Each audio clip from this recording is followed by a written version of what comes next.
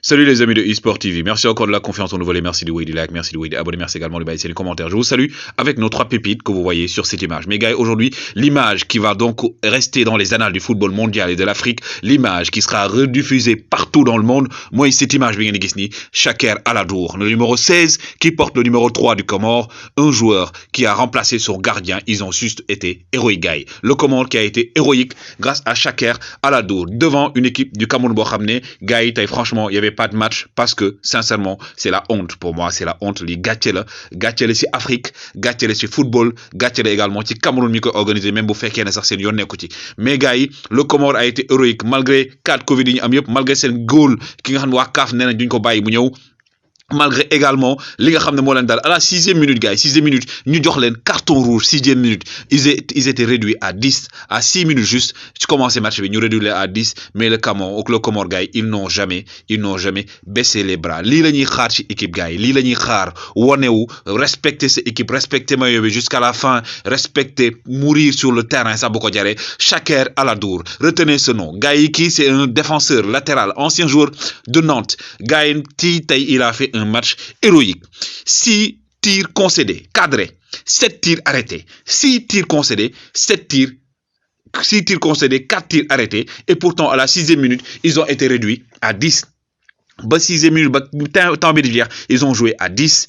Ils ont également perdu la majeure partie de leurs joueurs gars à cause du Covid, mais également à cause de la bassesse de la CAF. Dans les CAF def amul ben yoon, ce n'est pas normal. Ça doit être quelque chose bo dañ ko wara bannir ci football, notamment Afrique. Mais tay gatché lañu, mais quand même, cet homme a montré que l'Afrique reste digne, que le Comore est un pays qu'il faut respecter, que le Comore aujourd'hui est monté au summum de l'Afrique. Le Comore est monté dans l'histoire du monde et dans les sphères du football africain.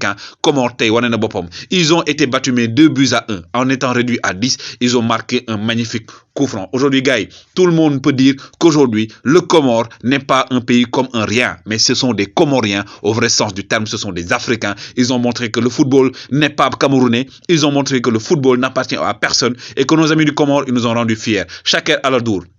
Gars, retenez son nom, je le respecte ce gars. N'est que défenseur, ñu teg la nga nek goal, nga génné arrêt yi nga génné devant Vincent Aboubakar, devant également Toko Ekambi, génné arrêt yu phénoménal, cette équipe dougal coup franc, bayyi wo len, ngeen gis né dañ leen comploter té li gëna graw gars moy que né Comore si bir bus bi, si sen bir bus gars lañ commencé won di def seen strap manam di defar seen tank di band seen tank parce que dañ leen waron jox escorte lañ waron jox pour mu yobul len fi ñu nek seen hôtel ba fi nga xamné mom moy ci terrain bi amuñu escorte bu len yóbbu si circulation bi lañu galère dem ba yegg fa nga xamné moy ci terrain ba teewul ils ont montré qu'ils étaient plus grands que le Cameroun. Aujourd'hui le Cameroun a battu, mais les gars de retenir c'est la victoire du Comore parce que c'est le Comore qui a battu aujourd'hui le Cameroun, c'est le Comore qui a battu la CAF, c'est le Comore qui a battu toutes les instances dirigeantes du football yi nga xamné ils sont corrompus jusqu'à la tête, de la tête aux pieds. Tay Chaker Aladour leur a montré une très bonne leçon, une grande leçon d'humilité, une grande leçon de courage, une grande leçon de fierté. Comore gars yi tay won nañu ni du ay milliards ngay fayeku wala ay millions ngay fayeku dugg ci terrain bi di def lu la neex bo bay fayeku sax ay dërëm bo duggé ci terrain dañu wara sentir que tu es digne d'être le fils de ton peuple, digne d'être un Africain, digne de représenter une nation, digne de montrer que sur le terrain tu dois donner corps et âme, mourir sur le terrain. Gars yi tay li Comore football amatul meilleure équipe de cette CAN Comore lañ ko wara jox pour man meilleure équipe africaine Comore lañ ko wara jox. Ils ont prié, ils ont rendu grâce à Dieu, ils ont rendu grâce bien entendu à la bénédiction divine, mais ils ont rendu fier tout un peuple. Tay faut tourner Comore lañuy wax dans le monde entier nga nek sénégalais nek musulman nek chrétien nek camerounais nek ivoirien nek nationalité même américain tay tout le monde est fier du Comore et moi également je suis fier même de dire qu'aujourd'hui je peux me déclarer être un Comorien, un Sénégalais Comorien parce que tay li lañ soxla di gis même bu fekké né perte ils ont perdu avec les armes et ils ont gagné, ils sont sortis grands sen goal dem li ma wax bàyyi ba démb 17h gars yi CAF changé règlement bi ne léegi ku am Covid dootoo toog rek def test cardiaque et tout da ngay toog 5 jours tax ba seen góol ñu tere ko dugg ci li nga xam ne moom mooy terrain bi.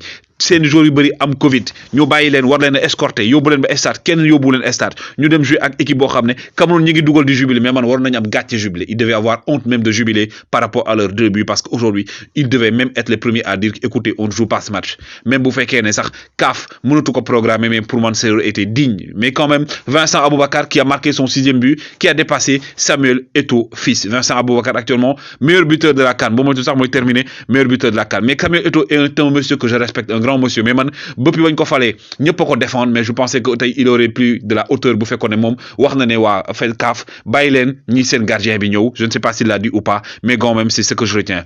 Équipe type bu Sénégal probable bi lay doon gis ngeen ko. Famara Diédhiou risque d'être titulaire. En tout cas gars yi wéy leen di like, respect aux Comores et Sénégalais yi def leen na ñom jaa ngeen